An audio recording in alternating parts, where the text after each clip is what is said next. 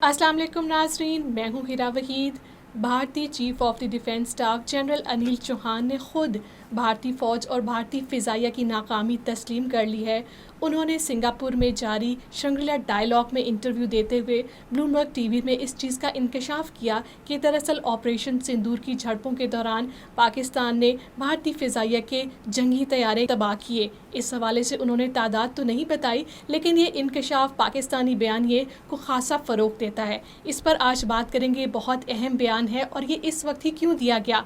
हमारे साथ स्टूडियो में मौजूद हैं मुनीर अहमद जाहिद साहब, जो कि सीनियर सहाफ़ी हैं। सर, बहुत शुक्रिया। आप क्या समझते हैं, बयान आना लेकिन ऑपरेशन सिंदूर की एक हाइप क्रिएट होना, उसके इतने दिनों के बाद ही ऐसा बयान क्यों आया? हेरा, बात बयानिए की नहीं है, बात हकाइक की है। और हकाइक ये हैं कि हिंदुस्तान के राफेल गिरे हैं और एक SU-30 गिरा है और एक MiG-29 गिरा है, एक मिराज 2000 गिरा है।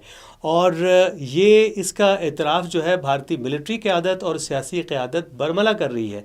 लेकिन अब मसला यहाँ है कि वो ये नहीं बता रहे कि इसकी अक़साम क्या हैं और इसकी तादाद कितनी है, क्योंकि इससे उन्हें बैनुल-अक़वामी तौर पे शर्मिंदगी का सामना करना पड़ता है। हालांकि बैनुल-अक़वामी तौर पे सबको हक़ाइक़ का पता है। और अब जो भारतीय chief of defence staff general Anil Chauhan ने जो एतराफ़ किया है जो सिंगापुर में, उसके बाद तो बात बिल्कुल ही वाज़ेह हो जाती है कि भारत का ये नुकसान हुआ है, और मगर वो बताने से गुरेज़ा हैं। और सिर्फ चीफ ऑफ डिफेंस स्टाफ ने ही एतराफ़ नहीं किया, भारत के सियासी क़यादत और बाकी लोग भी अपने अपने तौर पे वक्त के साथ साथ ये एतराफ़ करते रहे हैं। अगर हम इसको तसलसल के साथ पीछे लेके जाएं तो इससे पहले सीनियर रहनुमा जो हैं बीजेपी के सुब्रमण्यम स्वामी, उन्होंने अभी एक पॉडकास्ट में 2 दिन पहले एतराफ़ किया था कि 5 तैयारों को मार गिराया गया और भारतीय तैयारों को लड़ाई में शिकस्त हुई। ये उससे पहले का एक एतराफ़ था। उससे पहले अगर हम जाएँ 2-3 दिन पहले, तो जम्मू के जो रंजीत सिंह पठानिया हैं, उन्होंने एक और बड़ा हैरानकुन बयान दिया और वो लगता है कि बड़े अंदर से जले हुए थे। उन्होंने कहा जी कि जब पाकिस्तानी एयरफोर्स ने पाक फ़िज़ा ने हमला किया तो हमारी एयरफोर्स सो रही थी। मतलब ये एक ऐसी बात थी कि जो बज़ाते ख़ुद एक अवामी एक लीडर की बात थी, लेकिन बहरहाल ये बहुत बड़ी हक़ाइक़ की तरफ एक इशारा था। उससे पहले अगर हम ये देखें तो जो इंडियन एयरफोर्स के तर्जुमान ने जो प्रेस कॉन्फ्रेंस की थी, तीनों उनके जो तर्जुमान थे तीनों फोर्सेस के, उसमें उनके तर्जुमान ने, फ़िज़ाइया के तर्जुमान ने ये कहा था कि जंग में होने वाले जो नुकसान है उसको बताया नहीं जा सकता।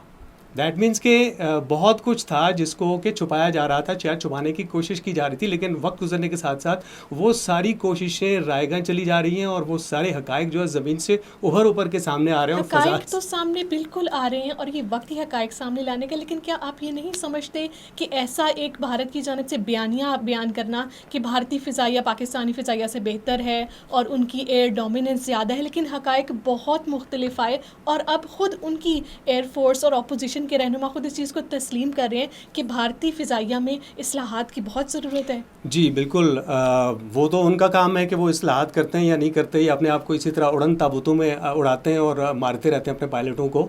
लेकिन हमारा ये कहना है कि हम पहले ये समझते थे कि हम अपने आप को आजमाए हुए, और हम ज़ाहिर सी बात है ये खित्ता बहुत अरसे से जंगों में है और उस जंगों में होने की वजह से ये बिल्कुल तैयार खित्ता है। जबकि दूसरी जानिब सिर्फ दावे थे कि जी हम बहुत बड़ी खित्ते की ताकत हैं, हमारे पास बहुत ज़्यादा फोर्स है, हम ये कर सकते हैं, हम ये कर लेंगे। मोदी साहब जब से आए हुए हैं वो हमेशा कोई ना कोई फतह ही करने की बातें कर रहे हैं, लेकिन वो दरअसल एक ब्लंडर साबित हाँ ब्लंडर साबित हुआ बुरी तरह से, और हक़ाइक़ ने उसको बिल्कुल ज़ीरो करके रख दिया और ये साबित किया कि वो बिल्कुल जो दावे कर रहे हैं उसके बरक्स उनके अंदर जो कैपेबिलिटी और कैपेसिटी है वो बिल्कुल ना होने के बराबर है। इसी से मुतालिक अगर हम थोड़ी सी पहले की बात करें तो फ्रांसीसी कंपनी ने जब कहा कि हमें आप दिखाइए वो जो तैयारे हैं, तो उन्होंने उससे इनकार किया।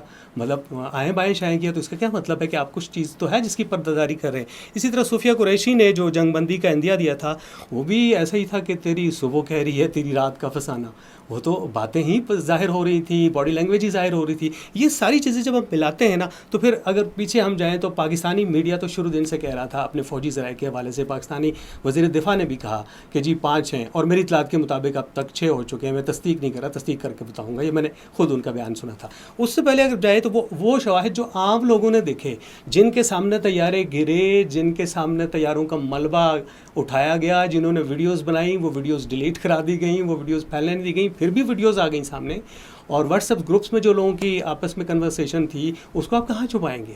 اور اس کے بعد اگر تھوڑا سا آپ دیکھیں تو یہ جو پبلک کی ایک پہلے تو پبلک ٹاکس جو ہوتی تھی وہ سوشل میڈیا نہیں تھا، اور وہ آپ کے چائے خانوں میں ہوتی تھی، آپ کے دکانوں پہ ہوتی تھی، آپ کے کسی اور جگہ پہ ہوتی تھی، لیکن اب تو آپ کی فیس بک پہ اور آپ کی سوشل میڈیا پہ ہوتی ہے، ساری دنیا کے سامنے ہوتا ہے.